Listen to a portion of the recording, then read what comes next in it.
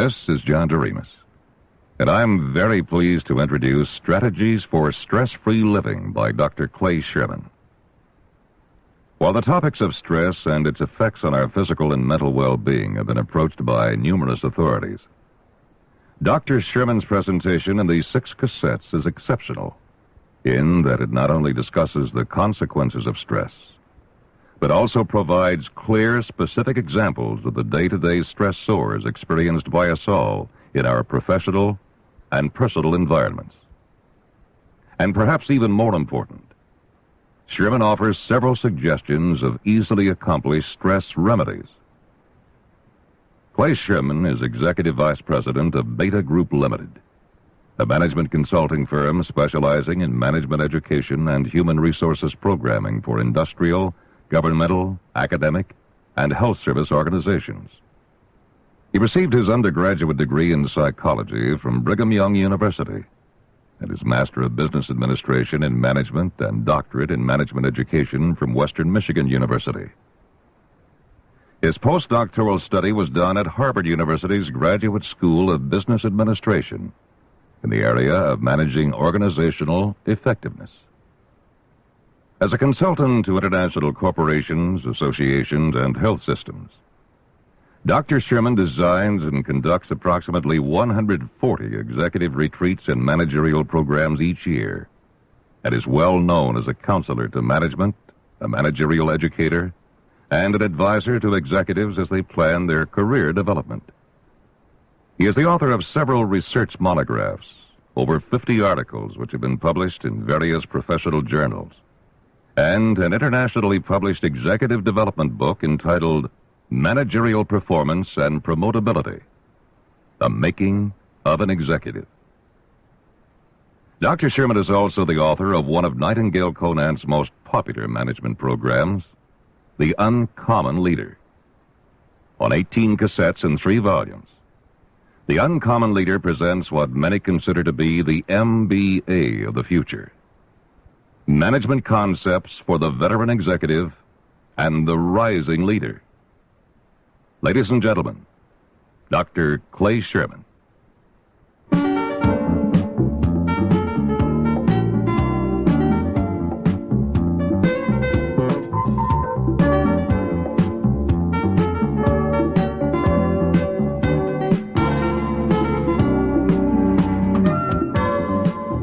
Recently in my local paper, one of my favorite columnists, Bob Greene, wrote a column entitled "No One Taking Time to Smell the Roses."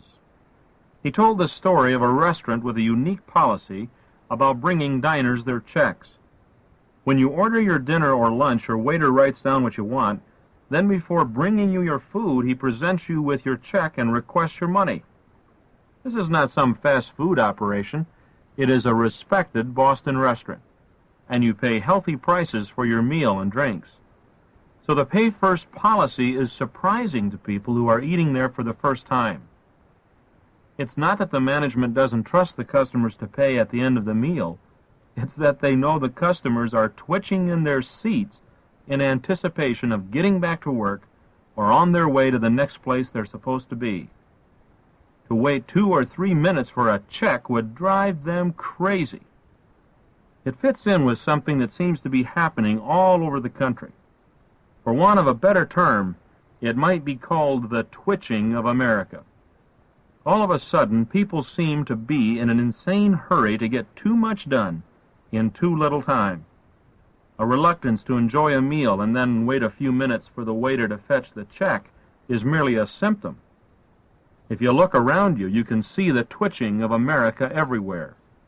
There are people who will punch a button for an elevator, and if the elevator does not arrive within 5 seconds, they will begin punching the button again, repeatedly, or they will begin looking for a staircase. There are people whose faces become ruddy and flushed in traffic if the car in front of them pauses even momentarily before starting up again after the light turns green. There are people whose pulses begin to race if they call directory assistance and the operator does not answer before the 3rd ring. There are people whose days are ruined if they have to stand in line at the bank. There are even people, while using a bank of pay telephones, attempt to carry on conversations on two phones at once if they're put on hold on the first line. They'll pick up a second line to start a new call while they're waiting. The so-called laid-back days of our society are definitely over. The twitching of America is claiming more victims every day. No one really enjoys it, but the inroads it is making are undeniable. There is something deeply unhealthy about all this. A society that has begun to value the clock so highly has got to be missing out on certain other aspects of a normal life. The cliche, of course, is stop and smell the roses. Now, not only have people ceased stopping to smell the roses, they resent it if someone who is smelling the roses happens to block their path on the sidewalk for 3 seconds. So they eat at restaurants that allow them to pay first, then hurry back to their offices to drum their fingers on their desk as they impatiently wait for their packages to be delivered, inside of which are documents which had to reach them overnight. What would have happened if the packages would have been sent via regular mail and would have taken 3 days instead of a half day to get there? Who knows? The important thing is the phone has already rung twice, and the secretary hasn't picked it up yet. It's enough to drive a modern person right off the edge. And the evidence is that more and more people are either being driven off the edge or finding life increasingly difficult. Have you been going through life as a clenched fist? Do you feel like you're living in the pressure cooker of life? Are you concerned about a friend, a child, a mate that looks like an accident going someplace to happen? Then this program is for you.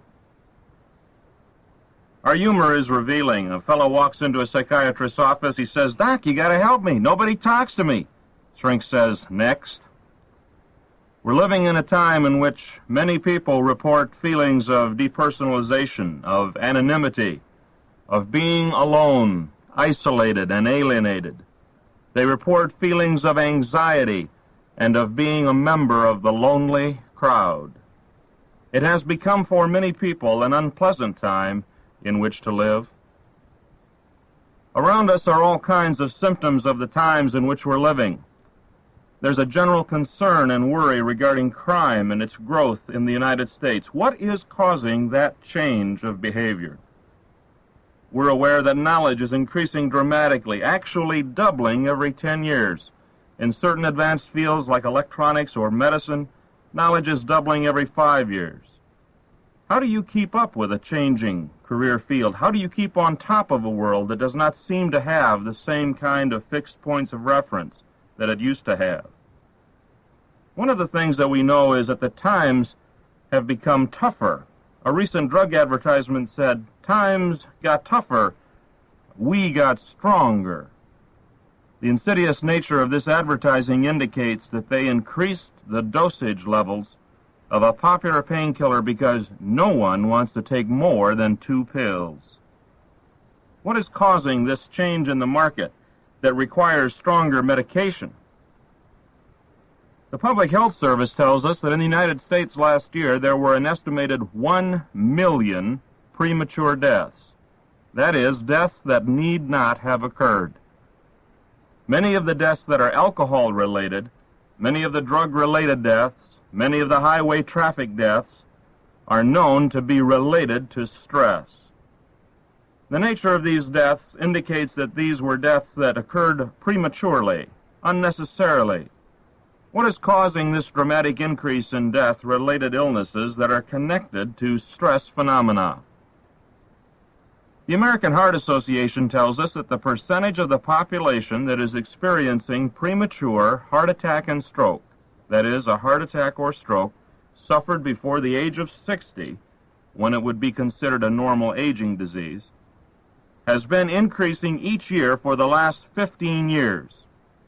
In the same 15-year period, the average age at which premature heart attack and stroke has been occurring has been decreasing. What is responsible for the trend line of these diseases? Around the turn of the century, stomach ulcer and colitis was generally considered to be a woman's disease, since about 90% of those suffering from those illnesses at that time were women. As the nature of life changed in the 20th century, it became more and more commonly a man's disease as the nature of his work relationships changed. Change, in fact, underlies many of the stress phenomena that we now witness in our society.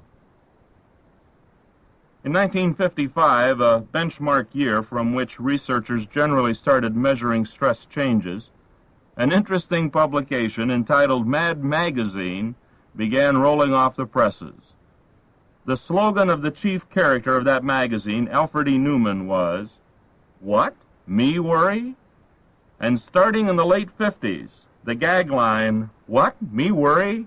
began to symbolize some of the changes that people were finding occurring in their own lives. Return, if you would, to the late 1950s, those of you who are old enough to remember.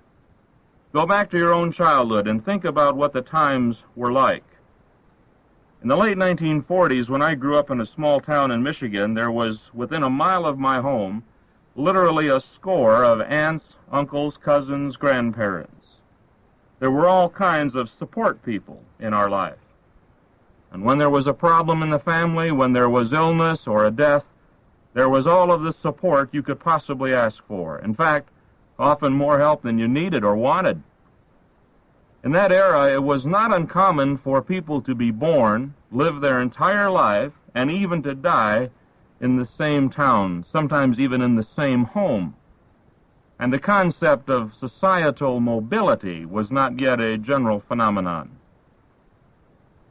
In my parents' generation, the typical statistic was that a person could expect to live in an average of 1.8 homes. The current estimate is that 25% of the U.S. population will move this year, and that a teenager in the current generation can expect to live in over 11 homes during the course of his or her lifetime. Now, when you move from the place of family origin into the big city, the smaller town, or wherever you have moved over the course of your lifetime, and your family suffers some trauma or some illness or some trouble, who is it that you turn to for help? Is it the next-door neighbors whose names you don't even know?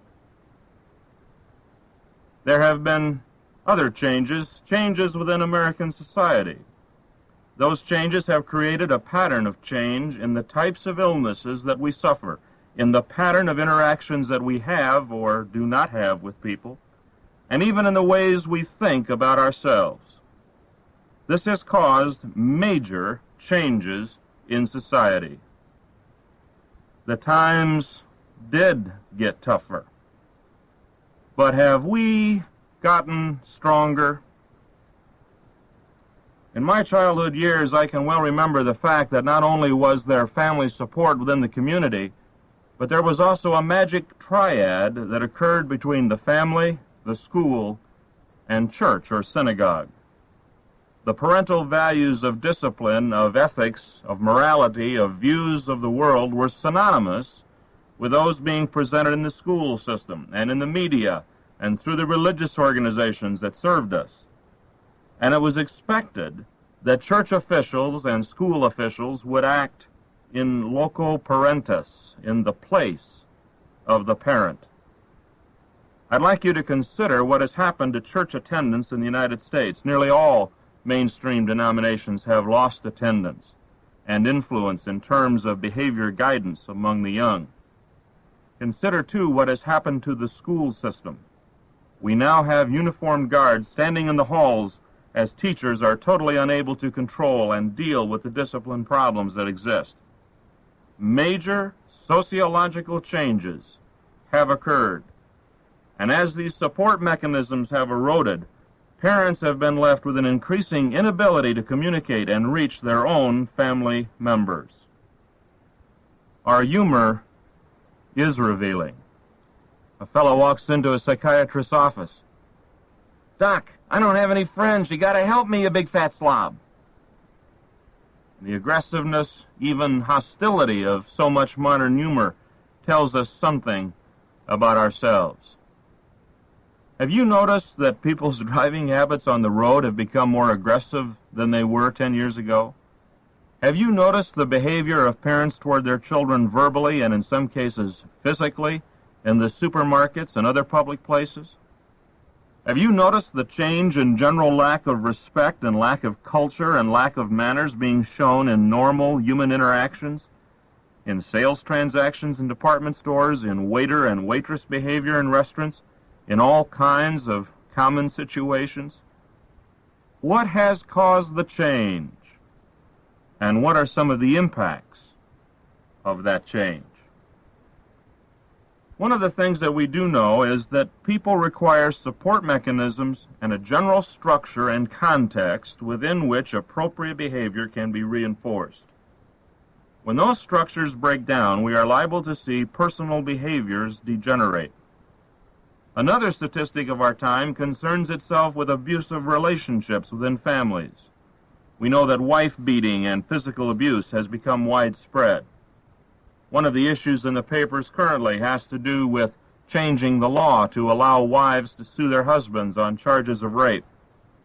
One of the interesting studies recently shows that husband abuse also has been on the increase. As a matter of fact, one study reported that the percentage of husband beaters is approximately the same as that of wife beaters. Child abuse in the United States was first studied in the late 1940s. It was acknowledged even in that original study that they were underestimating the number of abuse cases at a rate of 1 case out of every 100,000 households. The most recent study estimates that in 10% of the homes in which children are present, there is some form of abusive parental behavior operating in one of the 4 common patterns: physical abuse, emotional abuse, sexual abuse, or neglect. In that study just cited, the researchers also commented that it was their opinion that their statistics still understated the problem. A cover story in Newsweek magazine reported the phenomenon that approximately half of the children growing up in the United States are growing up in single-parent homes.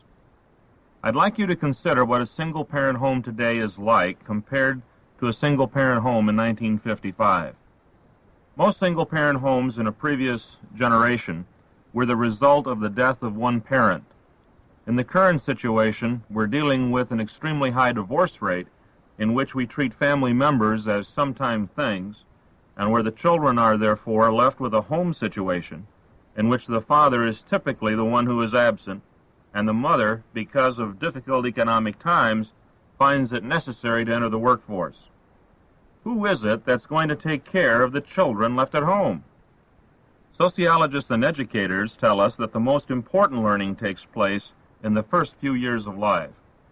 It is in that period of time that a child learns language, learns key values, where many of the personality structures are set, and of course the primary instructors or teachers are the parents, who are role models. Supposing that due to divorce the father is absent, and the mother, for economic reasons, must work outside the home, who is going to transmit personal and cultural values? Who will teach the children the correct ways of behaving? The answer, unfortunately, for too many, is television. It is estimated that by age 5, the year that they walk off to the public schools for the first time, children will have seen over 10,000 felonies committed on TV. 2,000 of those felonies will be homicides. And if you believe that a child can watch all of that and not be influenced, if you believe that a child at the most impressionable period of their life can watch violence as daily entertainment and not be affected by it, if you think there is no relationship between that exposure and the learning mechanisms going on within them, and that there is no relationship between all of that and the later violence and discipline problems that we have seen among the young, then I'll give you a lifetime pass to Disneyland. In my mother's generation, it was a shameful thing for a husband and wife to be divorced. I'd like you to consider how times have changed. We now understand that there is approximately a 2/3 possibility that a marriage will survive to the first anniversary. In Orange County, California, the possibility or probability that a marriage will make it to year 1 is 50%. Times have changed dramatically. The abusive patterns, the crime patterns, the discipline problems, the tension, the anxiety, and the relationship of all these things to our physical health and to our mental well-being is certainly well documented. In 1955, the possibility that you would spend some time in a mental institution for treatment was 1 in 13. Today, your chances of being institutionalized at some point in your life are 1 in 7. Another interesting statistic is that suicide rates, which had been increasing for many of the last 20 years or so, seem to have leveled off in just the last 2 or 3 years. But one unfortunate statistic still emerges, and that is that teenage suicides are continuing to increase. Can you really imagine what kind of a world it is when a 13 or 14-year-old believes that there's no longer any value in continuing to live? Sometimes when we're under pressure and under stress and under strain, we have a tendency to believe that there must be something wrong with us. We come home at night with that tight feeling in the pit of our stomach. We come home with the anger that is difficult to express. We have that seething internal reaction, and we have difficulty in verbalizing it. And as we walk in the door and turn against our family members, those who love us more than anyone else, we begin to think of ourselves in terms of guilt and in terms of worry about what is wrong with us. The first suggestion that I would offer is that there may be nothing wrong with you at all.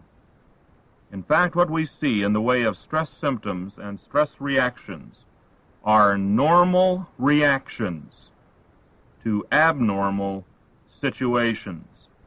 Let me state that again. Stress reactions are a normal response to an abnormal situation. You would have to be abnormal not to react with anger and frustration and difficulty and worry and anxiety to this brave new world that has been created. What we have to do in stress management, and the focus of much of this program, is to take careful consideration of what is going on around us and see how we can use our normal responses in a constructive way, and how we can avoid being exposed to those things which are abnormal in the environment and which create many of the difficulties that I have described. Our humor reveals our anxiety. Jokes that we tell of family members, of mothers-in-law, of sexual innuendo, stories of psychiatrist relationships with parents fill our daily conversation. They reveal people who are uptight, tense, and having difficulty. A fellow walks into a psychiatrist's office, and he's all nervous, and he's shaking, jittery, and he says, Doc, you got to test me. I feel I have an inferiority complex. And the doctor says, take it easy, young man. We'll test you. We'll find out. So he gives him 8 hours of the Rorschach and all of the ink blots and sprinkles the magic pixie dust on him. And at the end of the 8 hours, he says, young man, I have good news for you. You do not have an inferiority complex. You are inferior. The guy says, well, geez, Doc, can I get a second opinion? He says, okay, I'll give you a second opinion. You're ugly, too. In our humor is revealed our own sense of inadequacy and our own sense of difficulty. The stress paradigm is a tentative model of how we think stress operates. It should be noted that much of the stress research that we have dates only from the late 50s, and over the last 25 to 30 years have we really begun to study this phenomenon in any great depth. In part, that's because it is a new disease entity that is occurring on a wide scale. Some of the conclusions, therefore, that the stress researchers have reached are still only tentative in terms of how we think stress phenomenon impact on each of us as we go through a difficult and trying period of time. The stress model has a number of basic underlying concepts which, if understood, will give us a number of tools and strategies for how to deal with stress. So let's consider each portion of the model individually and then look at what the related stress management strategies are. First, it pictures all people as being bombarded daily with stress. Any person, any situation, any event, any arena that provides for you a stressful experience or a difficult experience is called a stressor. My father, who once heard me do a program on this subject and who for many years was an electronics company president, said he had some difficulty in relating to this subject because he had never experienced stress, that he had just been a carrier. Whether that stressor is a traffic jam, whether it's being caught in a toll lane with no change, whether it is an argument with the spouse or a difficult relationship with your boss, any of these situations can provide some level of stress. Picture stress as being a weight. All of us can deal with certain problems and difficulties. All of us have a tough row to hoe. All of us have a cross to bear. All of us have to deal and can deal quite successfully with a certain level or load of stress. And we can carry this load on our back. In the ancient Greek myth, Atlas is pictured as carrying the world on his shoulders. Well, we are not like Atlas. We cannot carry an unbelievably heavy load. There is a limit to the amount of load or the amount of stressors that we can deal with. And while we can handle some, we cannot handle all, and therefore it's important to clearly identify the amount of stress that we are each contending with. Jeremiah Denton was the ranking officer in the Vietnam prisoner of war camps. He came back to the United States as a well-received hero and later was elected to the United States Senate. In a remarkable interview, he made this comment. "We learned," he said, "in Vietnam that all of us, have a breaking point." And the interviewer pointedly asked, "Did you learn that lesson about yourself as well?" And he indicated that he had suffered a breakdown under the unbelievable pressures imposed on him in prison life. All of us have a breaking point. Some of us pride ourselves on the fact that we are the Iron Maiden or the Iron Man who can handle it all, and we pride ourselves on this great strength. Yet that's a false pride, because we know that under the right set of circumstances, under sufficient load, anybody can be broken. You are not iron. You are flesh and blood. You are human.